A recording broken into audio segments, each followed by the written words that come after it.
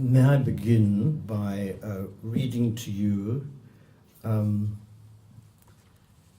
the Hindu scriptures, from the Srimad Bhagavatam, chapter 12.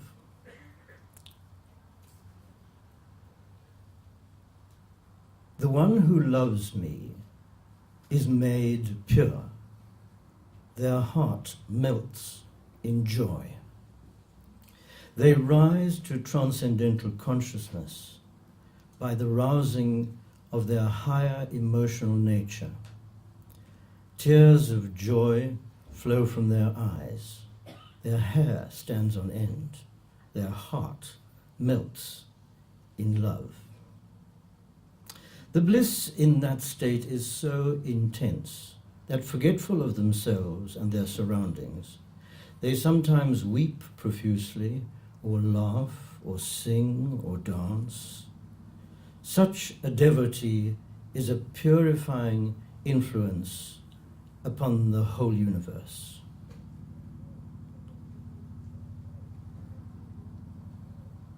Such a devotee is a purifying influence upon the whole universe.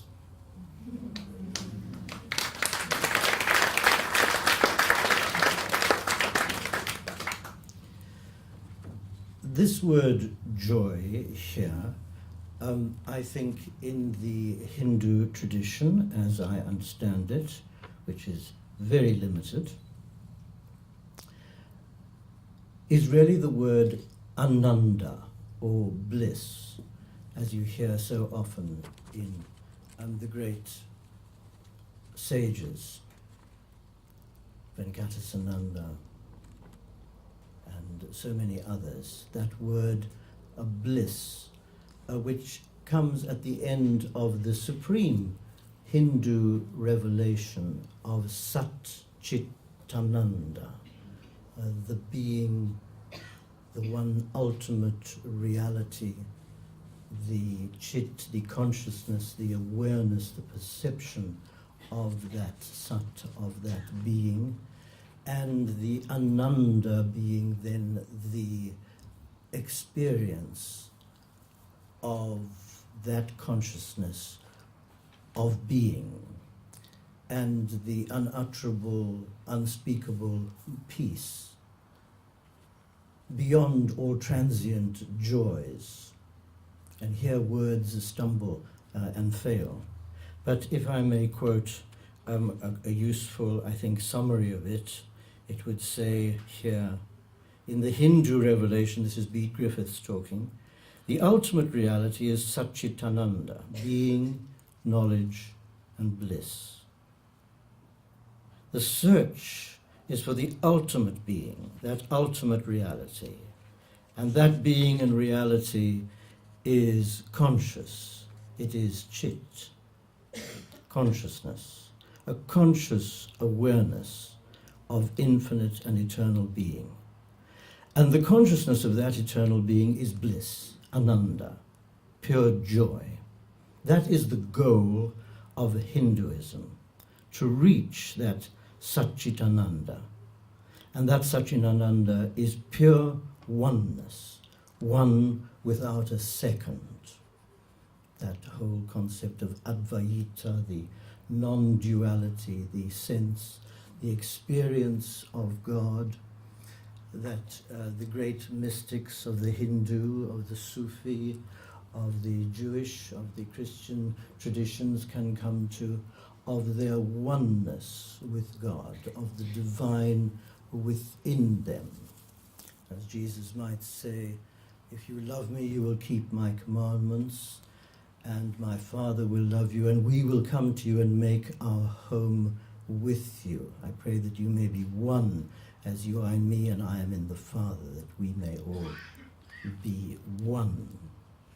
To unpack that sense of Satchitananda just a little further, because I find it teaches me, and whilst it is very familiar to many of you, it just, I feel, needs repeating, that we are privileged to have met someone who has known what Satchitananda is all about, and has conveyed to us that joy in her life of an awareness of God's presence. And she has drawn that from many different traditions. I have always hugely admired that capacity of hers to take the presence of the sacred wherever it is to be found. Satchitananda, the bliss of pure consciousness of being. The bliss of pure consciousness of being. This is certainly a profound truth. The experience of being in pure consciousness, which gives lasting peace to the soul, is as an experience of the ground or depth of being in the center of the soul, an awareness of the mystery of being beyond sense or thought, which gives a sense of fulfillment, of finality, of absolute truth. And indeed, there is a sense in which this experience is ultimate.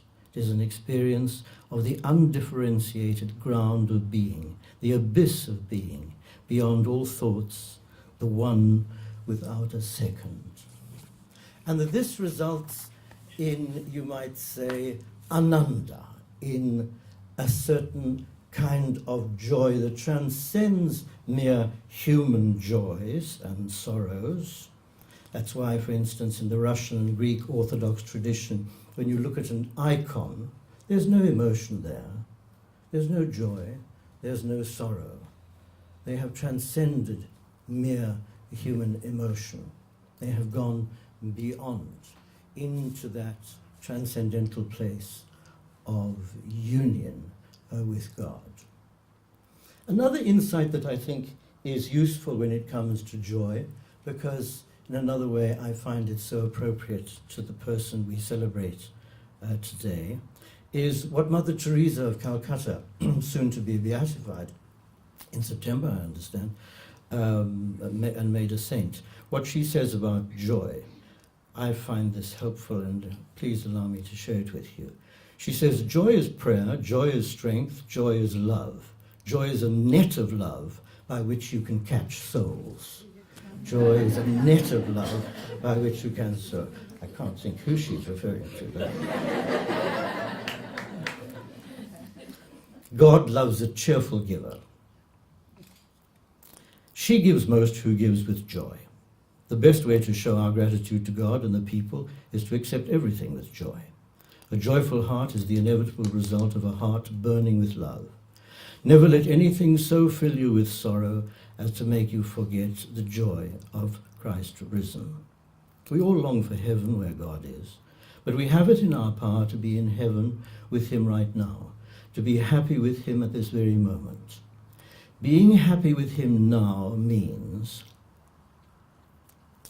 listen to this, being happy with him now means loving as he loves, helping as he helps, giving as he gives, serving as he serves, rescuing as he rescues, being with him for all the 24 hours, touching him in his distressing disguise. True holiness, she says in another place, consists in doing God's will with a smile. With a smile.